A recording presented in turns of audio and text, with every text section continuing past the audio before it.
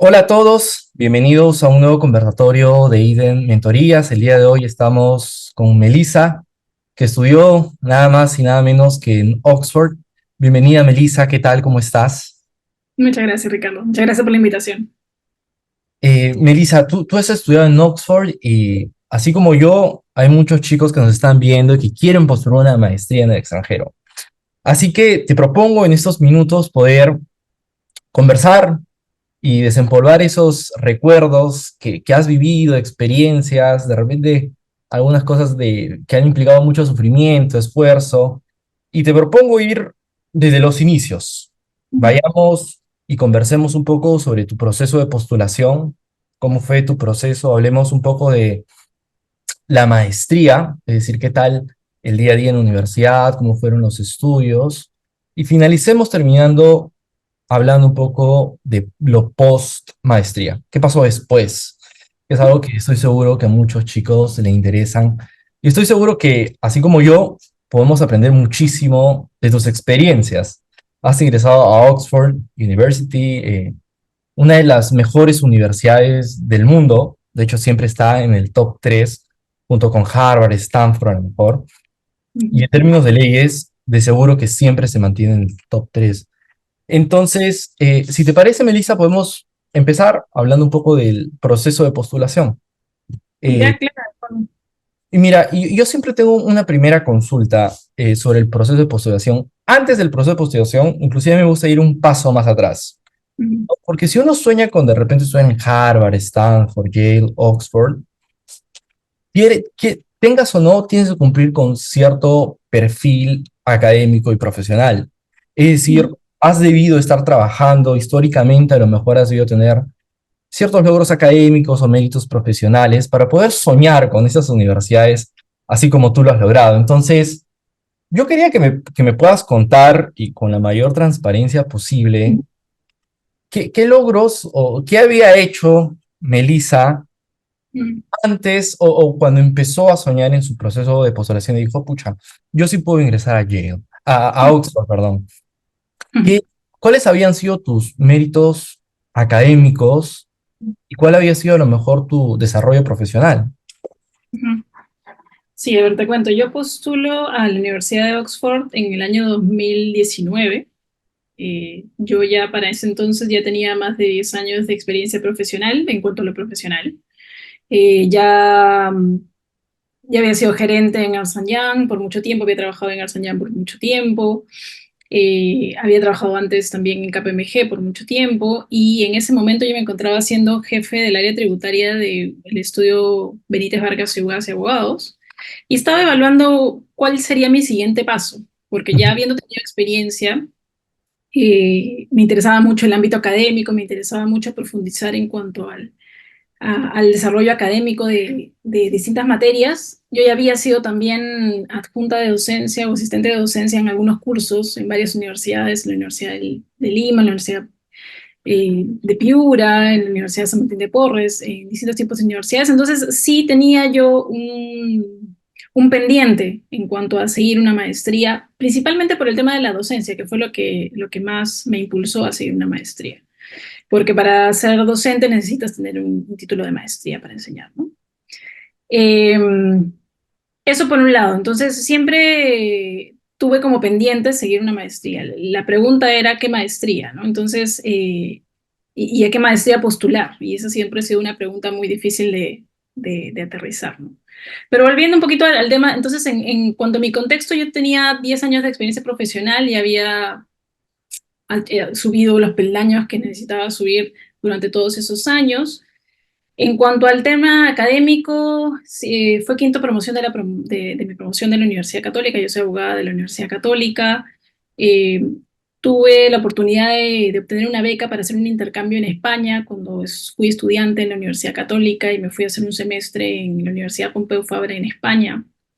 Y ahí es donde llevo también cursos de derecho tributario, ahí es donde surge mi interés en el derecho tributario. Eh, Luego de ello, bueno, siempre he estado muy interesada en formar parte de eventos, de coloquios, ¿no? En cuanto a participar como expositora en distintos tipos, en distintos temas académicos. Por ejemplo, recuerdo uno que lo incluí, por ejemplo, en mi statement, en Statement of Purpose, que es haber participado en un coloquio de filosofía, pero hablando sobre temas de derecho tributario, ¿no? Entonces, eso es algo muy, muy raro de ver en realidad, que uno hable sobre temas de derecho tributario en un coloquio de filosofía, pero lo hice, abordamos algunos temas bastante interesantes y eso también llamó la atención, me imagino, en el momento de postular a la Universidad de Oxford, porque como ya te voy a comentar, la maestría tiene un enfoque interdisciplinario. Entonces, no solamente se enfoca en el aspecto de aplicación práctica de los tributos, sino también en tener un enfoque multidisciplinario de la rama que estamos estudiando, ¿no? Entonces yo venía con este contexto, yo venía con ese contexto de haber sido asistente de docencia, de haber tenido algunos logros académicos en cuanto a mi perfil de estudiante, luego ya de haber seguido una carrera dentro de la práctica profesional y haber participado en distintos proyectos. Entonces ya venía en una etapa en la que tenía que tomar un giro distinto, o lo que me llamaba a tomar un giro distinto y a profundizar un poco más en cuanto a la maestría y en cuanto a especializarme, ¿no? Que es un poco el deseo de muchos profesionales. La pregunta luego es en qué maestría seguir y en qué rama especializarte, ¿no? Ahora, una consulta, me sorprende ese dato de los 10 años. ¿Y en ese tiempo tú habías estudiado alguna otra maestría o esta fue tu primera maestría? No, esta fue mi primera maestría. Sí, de hecho lo pensé mucho porque siempre me había agradado el hecho de ver distintas ramas del derecho tributario, ¿no? Digamos, nunca me especialicé en una sola rama del derecho tributario. No me especialicé en minero, como de repente algunos se especializan, o hidrocarburos, ¿no? Desde Sí. una etapa temprana siempre vi de todo y siempre me gustó ver de todo y eso es lo que hizo difícil el tomar el hacer una elección en cuanto a una maestría, ¿no? Oye, qué interesante todo lo que me mencionas, pero claro, con todo lo que me mencionas, imagino que tenías muy encaminado tu postulación a Oxford, una excelente universidad. Justo la otra vez conversábamos con una persona que estudió un MBA en Oxford, Ujú, Josué Vega, que también está en los conversatorios de IDEM. Y la ujú, experiencia siempre fue muy gratificante y ahora seguro hablaremos de lo que es propiamente la universidad. ujú, Y bueno, siguiendo con el camino, bueno, ya sé que habías tenido quinto juez, entonces creo que estabas bien encaminada para ingresar a una excelente universidad. Y después viene el proceso de postulación. Muchos me han dicho que el proceso de postulación es un proceso duro, de mucho autoconocimiento para elaborar lo que tú decías, tu personal statement, pero además para poder también tener listas ciertas evaluaciones, ciertos documentos que toman ujú. un tiempo, creo yo. No sé, Sí. ahora a lo mejor tú me contarás tu experiencia porque no es de un momento a otro.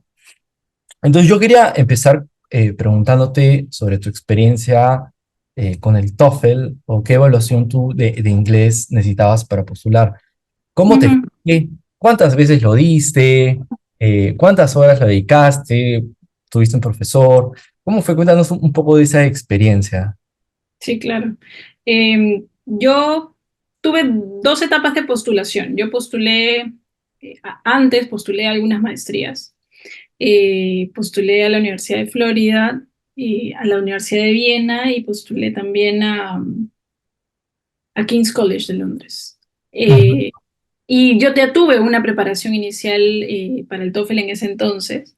Sí contraté a un profesor particular en ese momento para poder prepararme para el examen.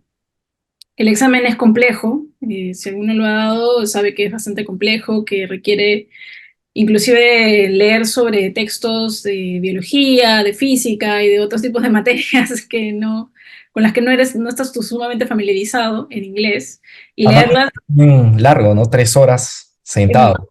sí, es un examen largo. Y tienes un tiempo establecido, ¿no? Para poder abordar las preguntas y procesar las preguntas. Entonces, tienes que tener técnica, ¿no? Digamos, es un curso, esto es un examen que te requiere más de técnica que de conocimientos de inglés, yo diría, ¿no? Más, ese es un poco el consejo que yo les daría, de tener una técnica para abordar el examen, ¿no? Y abordarla en los tiempos requeridos. Yo di el examen dos veces. Oh, La primera vez yo obtuve 100. oh, wow. Y la segunda, bueno, la segunda vez fue ya en el año 2020, Cuando yo postulo a la Universidad de Oxford, me dan un conditional offer, conditional a que yo pueda cumplir con el inglés mínimo requerido. ¿Por qué? Porque la Universidad de Oxford te requiere un mínimo de 110. Wow. Entonces, bueno, yo pensé que por la pandemia me podrían dar un waiver, pero en realidad no lo dieron. Tenía que tener ese mínimo de 110 para el TOEFL. Entonces, me dieron hasta el mes de junio del 2020 para poder volver a rendir el examen. Lo positivo fue de que en la pandemia, y quienes habrán dado el examen en la pandemia saben de que el TOEFL sacó un home-based edition del examen. Entonces, eso te permitía hacer el examen desde casa, evidentemente con todas las revisiones y las verificaciones correspondientes, pero te permitía hacer el examen desde casa. Entonces, hice los simulacros que te da el propio examen de TOEFL, que son en realidad bastante recomendables porque te sirven muchísimo como una preparación para el examen. Y con eso pude obtener 111, entonces justo en el plazo para poder postular a la universidad. Oye, pero el puntaje que te piden es un puntaje bien alto, porque universidades Ivy League en Estados Unidos suelen pedirte un puntaje de 100, pero te condiciona que cada sección pueda tener un mínimo de 25, ¿no? En el Mm, caso de Oxford es también, ¿te ponen alguna condición por cada sección o es simplemente se no, ocupan por el overall? es el overall, nada más, sí, 110. Ok, y una consulta. Acá hay seguro muchas personas que están escuchando que a lo mejor no quieren aplicar un LLM, sino un MBA. Mm. De repente te hago la consulta, si lo sabes, escucha, enhorabuena. ¿Tú sabes si para el MBA también te piden un mínimo de 110 o es diferente por cada escuela? Yo sí les recomendaría que revisen el mínimo de cada programa, ¿no? Digamos, los requisitos establecidos para cada programa. Pero sí sé que sí en la mayor parte de programas sí piden un requisito mínimo de 110. De todas Wow, maneras, sería cuestión de revisarlo y hacer un double check con la maestría, ¿no? es un puntaje bien elevado para los que quieran estudiar en Oxford. Y Sí. ahora, una consulta, ¿y tú nos podrías un poco contabilizar cuánto tiempo estudiaste y de repente, si me podrías dar un dato de la semana, cuántas horas le dedicabas? Mm, A ver, cuando decides dar un examen TOEFL tienes que pensar todo el día en inglés, ¿no? No sé cuánta cantidad de horas le habré dedicado, pero sí, o sea, vivía en todos mis tiempos libres, siempre trataba de hacer prácticas, de ensayar, ¿no? De ensayar el template, porque tienes unos templates establecidos, o se sugiere tener algunos templates preestablecidos para responder a las preguntas y que el proceso sea más automático, ¿no? Así que no te podría decir, pero mucha cantidad de horas, ¿no? Además que uno tiene que estudiar en mi etapa en paralelo al trabajo, ¿no? Entonces es más complicado. Claro, es realidad de muchos y de repente para quienes quieren estudiar negocios aún puede ser un poquito más complicado porque aparte del TOEFL tienen que dar el GMAT, ¿no? Que es una prueba de matemática, de verbal y de razonamiento matemático y verbal a la vez, ¿no? Son tres secciones que eso puede tomar aún un poco más de tiempo porque también te piden puntajes súper competitivos. Ahora, otro tema, aparte del TOEFL en este caso, por ejemplo, es la redacción de tu personal statement. Eh, en tu caso, ¿qué tal? ¿Cómo fue el proceso? Yo he escuchado diversas anécdotas que hay personas que se han demorado 3, 4 meses, que empezaron de una manera y cuando terminaron su entregable final era otra cosa, ¿no? Ujú. En tu caso, ¿cómo es la experiencia del personal statement, tu carta de motivación en Oxford? Eh, no me tomó mucho tiempo. Sí, claro, tienes que hacer una autorreflexión en cuanto a lo que quieres plasmar en tu carta, ¿no? Porque tampoco se recomienda que sea muy extensa, sino que sea puntual, ¿no? Que tenga alguna estructura en la que tú destaques tus logros, pero también y sobre todo digas hacia dónde quieres ir con la maestría, ¿no? Entonces, no me tomó mucho tiempo en ese sentido. Sí tomé algunos ejemplos de algunos compañeros que tuve, digamos, que me compartieron un poco sus experiencias en cuanto a la redacción de este documento, pero no me fue tan complicado, en realidad, redactarlo, ¿no? Eh, Y te dieron un mínimo de palabras. En Harvard, por ejemplo, son 800 palabras. En Stanford también son 900 palabras, que son básicamente 2 páginas. En sí, Oxford, me imagino que por ahí también va. sí, o sea, no recomiendan que sea muy largo. El mío creo que fue de una carilla o de una carilla y media máximo. En Mm, realidad, no fue tan largo. Eh, pero sí tratar de destacar qué es lo que te distingue de los demás, ¿no? Qué es lo que distingue a tu perfil de los demás y qué es lo que tú quieres hacer luego con la maestría, ¿no? Porque eso te enfoca en que, y da cuenta de que en realidad conoces la maestría, conoces el enfoque de la maestría y sabes a dónde quieres llegar con ella. Y una Entonces, consulta, en el personal statement que tú elaboraste, ¿te daban alguna pregunta para abordar de manera específica? ¿Esta pregunta la cambian o no cómo? te dan una pregunta, era abierto, en realidad, Ah, sí, sí. No te dan una pregunta en específico. Lo oh, que sí te requerían para la postulación, y que eso es algo que yo no lo he visto en otros programas, es que tenía que preparar un ensayo de 1500 palabras, me parece, sobre un tema tributario de mi interés. mm, Entonces, yo tenía que presentar un ensayo escrito sobre un tema que sea interesante y en el que yo pueda desarrollar una opinión sobre el tema, y la tenía que presentar para mi postulación. Entonces, ese era un filtro adicional que, por ejemplo, yo sé que en otros programas no lo tienen. mm. No, o sea, lo usual, creo, lo general, podríamos decir, de repente tú me dirás si estoy bien o no, es tu personal statement y tus cartas de recomendación, ¿no? Este es un documento adicional que tú me mencionas. De hecho, como te comentaba antes de la entrevista, habíamos conversado con otras personas de NYU, de Harvard, de Stanford, de Columbia, y ninguno Ujú. nos había mencionado de ese documento extra. No, Sí. algunos nos mencionaron que hay otros temas en su proceso de postulación, como por ejemplo entrevistas. Hay unos Mm. donde sí te entrevistan, otros donde no. Y justo quería preguntarte, ¿en tu caso hubo entrevista o simplemente fue presentar los documentos? No hubo entrevista. Sí. Y creo que por eso es que piden el ensayo, primero para conocer si es que tienes un nivel básico, ¿no? de conocimiento en cuanto al tema tributario. Y para saber cómo redactas, para saber cómo escribes, para saber cómo comunicas tus ideas, y me imagino que también para saber tu interés en el derecho tributario. Entonces, quizás eso les da a ellos el filtro necesario para poder, en adición a tu statement, en adición a tu carta de recomendación, darte una idea del perfil del candidato, ¿no? Bacán, qué interesante lo que me comentas. Ya voy haciéndome un poco de la idea de cómo es el proceso para Oxford. Ahora, algo más indispensable que sí hay en todas las universidades es tus cartas de recomendaciones. En tu caso, eh, ¿la universidad te da algunas pautas para escoger tus cartas de recomendaciones o no? ¿Cómo fueron tus cartas? Y después me gustaría de repente que me puedas dar algún tip o algún consejo para quienes están viendo es, ¿a quién debo escoger para que pueda escribir mis cartas de recomendación? Ujú. Sí tienen algunas guías en cuanto a de quiénes esperan tus cartas de recomendación. Puedes incluir una carta de recomendación profesional, pero sí te requieren, según recuerdo, mínimo dos recomendaciones de algún perfil académico, ¿no? Ah, Entonces, sí te requieren, sí ponen énfasis en ello. ¿A quiénes les pedirías cartas de recomendación?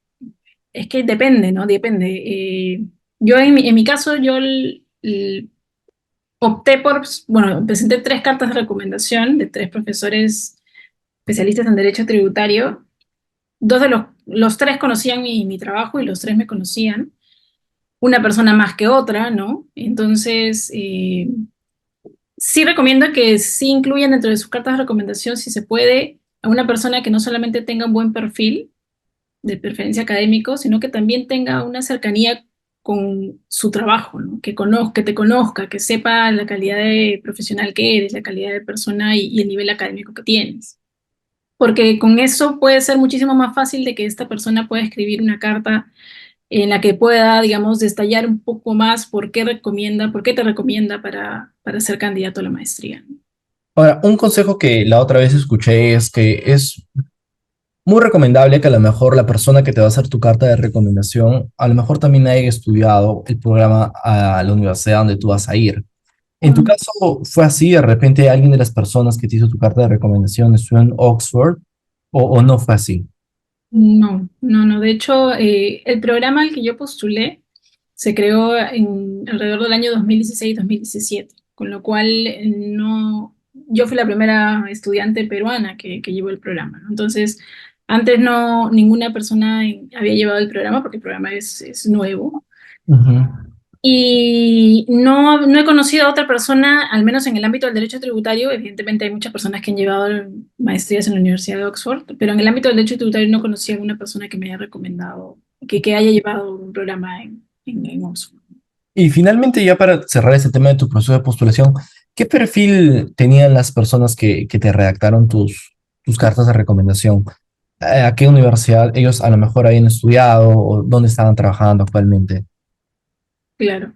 En las tres personas que me recomendaron fueron personas propias del ámbito académico, profesores, jefes de departamento académico, ¿no? Entonces, de universidades como la Universidad Católica, la Universidad de Lima, ¿no? Entonces, sí, conté afortunadamente con sus recomendaciones. Y solo fueron tres académicas, Sí. no ninguna profesional. Ninguna profesional, sí. Ah, ok. En mi caso. Oye, qué bacán. Nuevamente ya me estoy haciendo una idea de cómo es a lo mejor el proceso en Oxford, y a lo mejor también el perfil de la universidad. Ahora, antes de hablar de la universidad, yo Ujú. sí suelo hacer una pregunta que te la había comentado, que es sobre la ciudad. No porque Ujú. quieras o no, te vas a vivir un tiempo allá, en algunos casos un año, 2 años, y siempre me han dicho que es bueno también importante sentirse cómodo en la ciudad donde vas a vivir. Hay experiencias de personas que han ingresado a Colombia, pero a lo mejor no les gustaba mucho vivir en Nueva York, así que aceptaron otras opciones, ¿no? De ciudades un poco más tranquilas. En tu caso, ¿qué tal la ciudad? ¿Fuiste? ¿Qué te pareció? Mira, mi caso ha sido un poco sui generis porque yo he conocido la ciudad de Oxford cuando fui a graduarme para de la maestría. Ajá. Yo comencé la maestría en el año 2020, justo en plena pandemia. Y el programa dura 2 años, con lo cual terminó la maestría en septiembre del año 2022. En septiembre del año 2022, recién en ese año se estaban abriendo las restricciones sanitarias, ¿no? Hacia finales de 2021, 2022, se estaban abriendo las restricciones sanitarias y yo en el mes de noviembre del 2022 recién puedo ir a Oxford y puedo, con motivo de mi graduación y poder conocer la ciudad, conocer la biblioteca, que es algo que evidentemente cualquier estudiante anhela conocer. eh, y poder ser parte de esta universidad ya en físico, ¿no? Eh, Luego he tenido la oportunidad de ir el año pasado, también fui a una reunión de alumni por la maestría y allí pude conocer también a los profesores, a algunos alumnos, llevar algunas clases ya de forma presencial en la universidad. Y la experiencia es bastante similar a como yo la llevé de forma virtual. Afortunadamente, la maestría, la lejanía y la virtualidad no hizo de que, por ejemplo, hubiera falta de conexión con los profesores, que el nivel académico bajara. Por el contrario, yo creo que fue un poco más exigente y requería de mucha autodisciplina y de mucho autoestudio.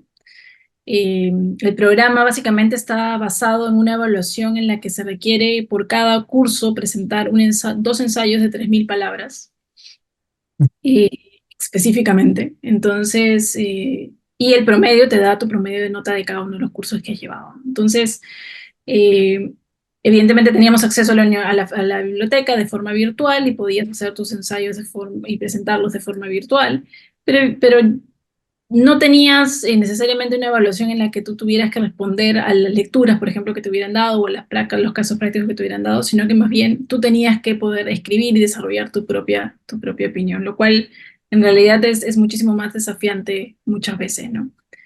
Pero el nivel no cayó, entonces en realidad en ese sentido no, la experiencia yo creo que es la misma. Evidentemente los espacios extra que uno puede tener de conversación de repente son lo que se pudo haber extrañado, ¿no? Los espacios de esparcimiento Eh, quizás. ¿No? Y quizás el haber vivido o tener la experiencia de ir a la biblioteca, leer, ¿no? Y tener la experiencia de un estudiante. Eh, pero bueno, pero finalmente mi experiencia fue así y de todas maneras ha sido bastante gratificante. Oye, qué loco lo que me cuentas, pero como dices, también me imagino que los profesores ahora son más pendientes de ti y a lo mejor la exigencia ha subido y por ende a lo mejor has podido aprender un poco más, con ciertos costos, pero bueno, ya estamos acá, ¿no? Ahora, Sí, lo bueno es de que gracias a la virtualidad también pudieron armar distintos tipos de eventos, seminarios en los que invitaban a profesores, por ejemplo, de Estados Unidos o de otros países y podían unirlos a todos y poder presentar, por ejemplo, un conversatorio con distintos tipos de perspectivas, por ejemplo, sobre un tema específico, lo cual quizás no hubiera sucedido si hubiera sido la clase presencial, ¿no? claro, Con lo hay ciertas ventajas y desventajas de la virtualidad, ¿no? La cuestión es cómo creo yo nos adaptamos a eso. De hecho, Eden, por ejemplo, es 100% virtual. Ahora seguro nos están viendo personas de todo el país y eso es solo posible gracias a la virtualidad. Ahora, yo tenía ya consultas ya propiamente sobre el programa.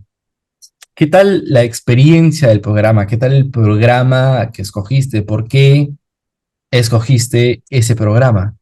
cual- fue difícil escoger un programa porque de alguna forma en el ámbito del derecho tributario ya tienes más o menos algunas recomendaciones en cuanto a qué programas podrías optar si es que estás pensando en seguir una maestría en derecho tributario fuera, ¿no? Entonces tienes alternativas muy conocidas y muy prestigiosas, por ejemplo, ir a NYU, ir Ujú. a Viena, ir a Florida, ¿no? Que están un poco en los rankings de los programas que son más conocidos o son más, eh, digamos, a los que más postulan los estudiantes, ¿no? Em, sí lo pensé, sí he postulado, de hecho postulé a la Universidad de Florida también para poder seguir la maestría e ingresé, pero me llamó mucho la atención que esta maestría en la Universidad de Oxford no era un LLM, sino era un MSc. Y un MSc es distinto a un LLM porque un MSc implica que no solamente vamos a ver los temas tributarios desde una perspectiva de derecho, no solamente desde la perspectiva de los abogados, sino vamos a ver el fenómeno del derecho tributario desde la perspectiva, inclusive desde un economista, la perspectiva que tiene un economista, la perspectiva que tiene un contador sobre la materia. Vamos a hablar sobre política fiscal, vamos a hablar sobre distintas otras materias que, por ejemplo, quizás no necesariamente se abordarían en el, ¿no? En el que solamente prima un poco más la perspectiva jurídica. Entonces eso me llamó mucho la atención. De hecho, la mayor parte de los estudiantes no son abogados, sino que en realidad es variado la composición del cohort de los estudiantes. Tienes economistas, tienes a contadores, tienes abogados también. Eh, entonces, es variada la perspectiva que puedes tener en relación a un determinado tema. Y eso enriquece un poquito más la perspectiva.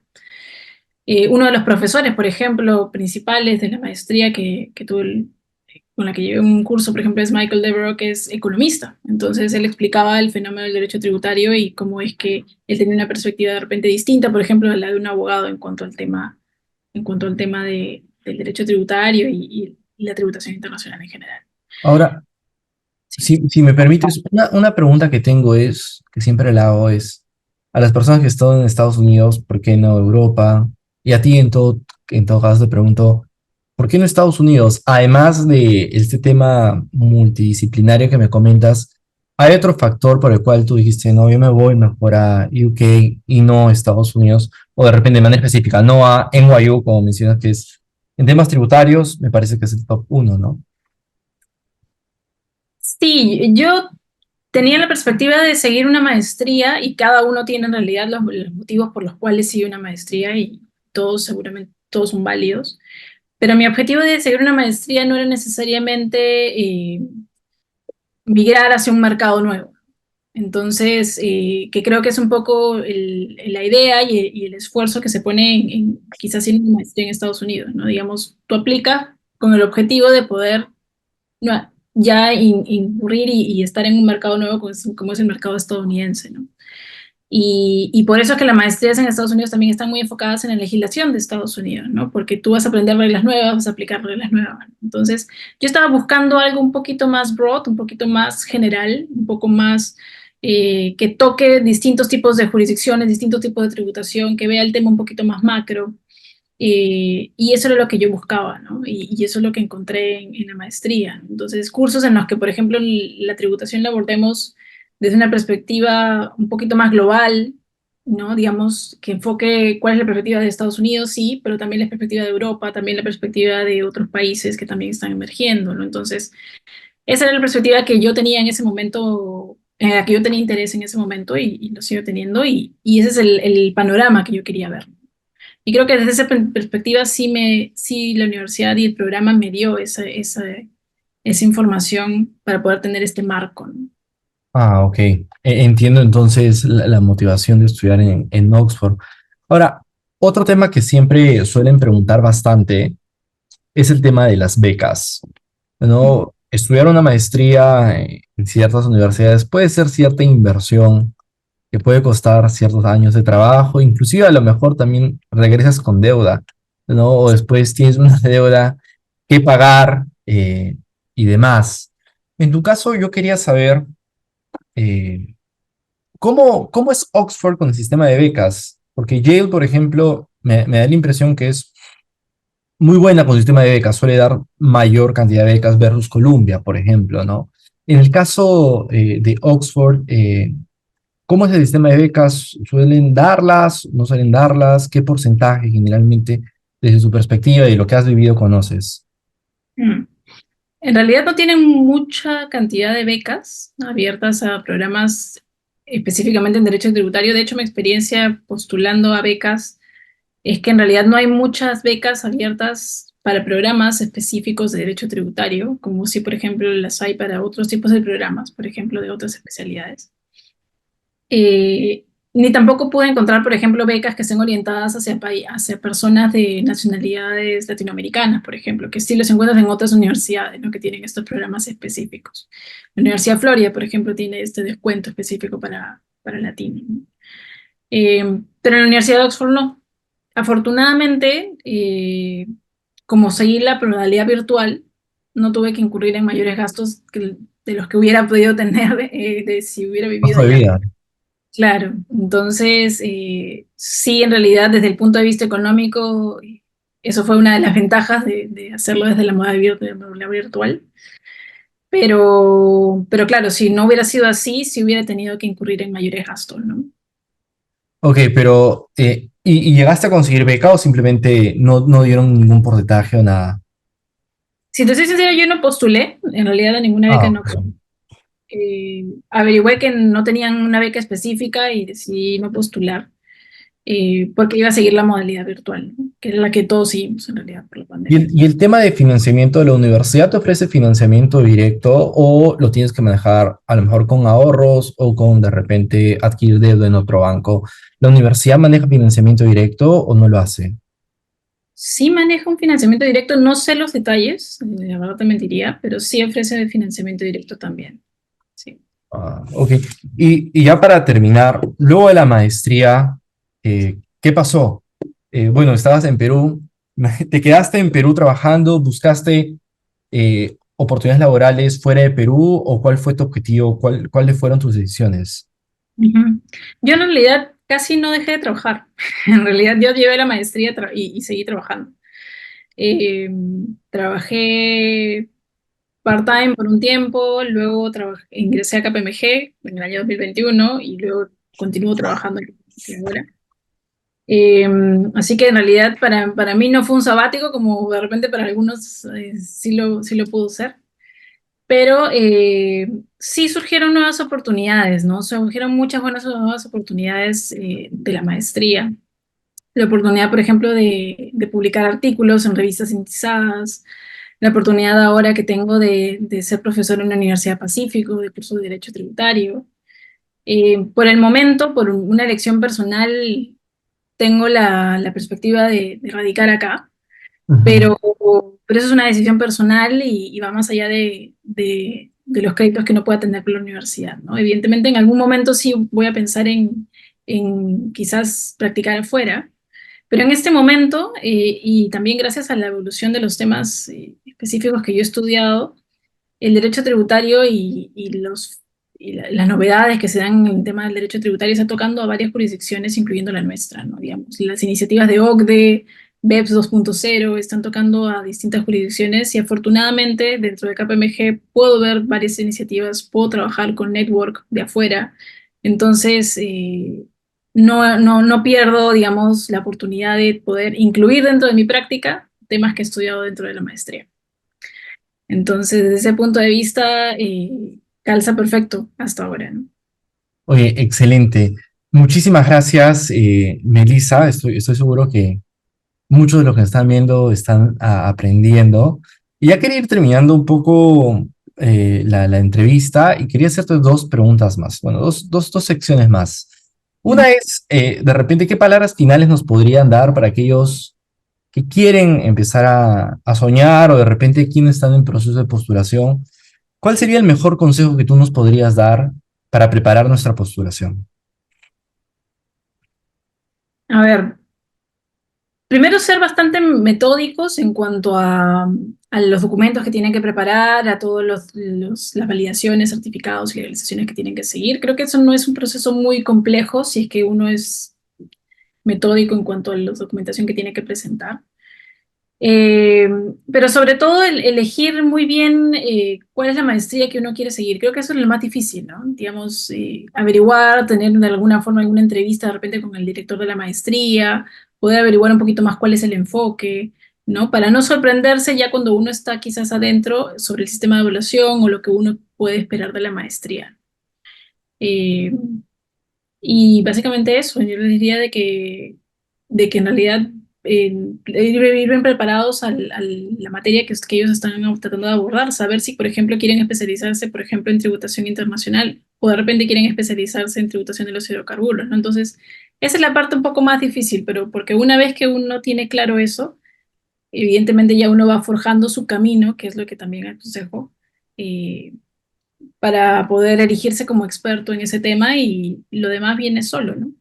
Y en tu caso, ¿cómo fue la ruta para decidirlo? ¿Tuviste la reunión con el director de la maestría que, por ejemplo, mencionas ahora? O simplemente fue referidos, amigos que ya habían estudiado por ahí e información en la web? ¿Cómo fue propiamente? Sí, yo tuve una entrevista no con el director de la maestría, con un profesor de la maestría, y sí me comentó un poco sobre el enfoque de la maestría, sobre el sistema de evaluación, sobre qué buscaban en los estudiantes cuando dictaban estos cursos, con cuál era la plana de cursos que tenían disponibles, ¿no? Entonces, también leí mucho sobre las experiencias de otros estudiantes que están colgadas en la web, hay brochures en los cuales cuelgan cuáles son sus experiencias. Vi en LinkedIn también cuáles son las experiencias de estos estudiantes, en dónde están trabajando, qué están haciendo, cuáles son las postulaciones que hacen o las publicaciones que hacen. Y eso también me motivó mucho porque veía de que, por ejemplo, estudiantes egresados de esa maestría comenzaban a publicar, como afortunadamente ahora puedo hacer, en revistas indizadas, en revistas de afuera que uno conoce bastante bien, por ejemplo, el IBFD. Entonces, publicar en ese tipo de editoriales para uno parece, cuando uno está todavía estudiando, parece inalcanzable y hacerlo luego es todo un gol, ¿no? Eh, entonces, eso es lo que a uno le inspira y eso es lo que uno dice, este es el camino correcto, ¿no?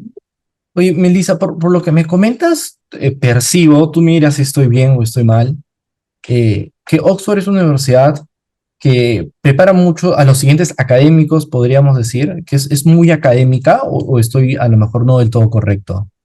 Tiene más ese perfil, sí, es cierto. Tiene también mucho enfoque práctico porque también incluye dentro de la plana docente a personas que tienen un expertise más práctico, que están trabajando en estudios, por ejemplo. Y no pierde de vista ese enfoque, pero principalmente tiene un enfoque académico. Bacán. Excelente, Melissa. Tengo una última sección que acá lo tengo anotado, son preguntas súper rápidas, con respuestas súper rápidas. Sí.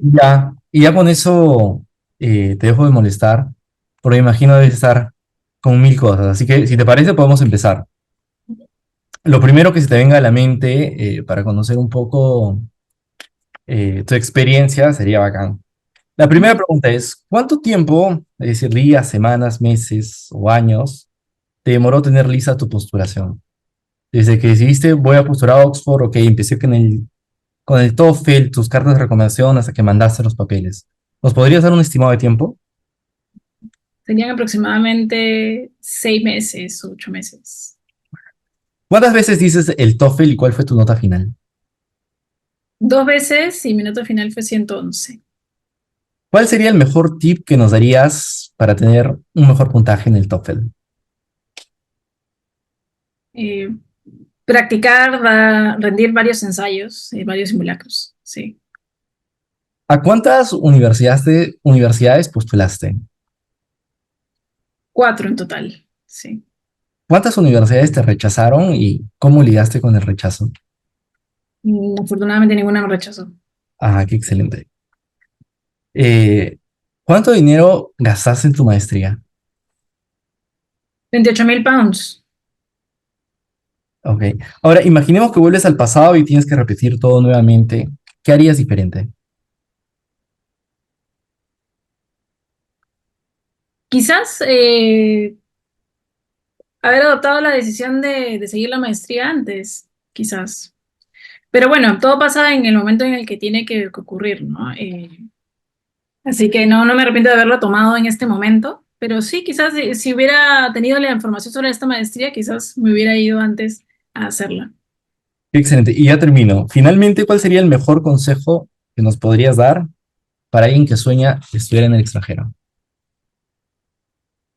Que los sueños se cumplen, que en realidad yo nunca pensé llevar una maestría en Oxford, de verdad, yo no tenía muy claro eh, que se podía alcanzar ese sueño. Y sin embargo lo intenté y me aventé a la piscina y dije, vamos a hacerlo y afortunadamente se alcanzó. Logré además tener distinction en mi nota final de la Oh, maestría, wow. así que en realidad ese fue un gran logro para mí y una gran satisfacción personal. Entonces, que sí, que persigan sus sueños, que los sueños se cumplen, que es cuestión de ser constante y perseverante, que sí se puede hacer. Oye, excelente, Melissa. Muchísimas gracias. Ha sido muy entretenido poder conversar contigo. Estoy seguro quienes nos han escuchado también han aprendido muchísimo. Esperamos a lo mejor, si es que resultan más dudas, consultas, poder conversar contigo en una próxima oportunidad. Espero te podamos molestar. Y eso ha sido todo. Eso ha sido todo. Me despido de todos los que nos están viendo. Y espero, Melissa, pueda ser una próxima y pronta oportunidad. Nos estamos viendo. Hasta luego, gracias. Nos vemos.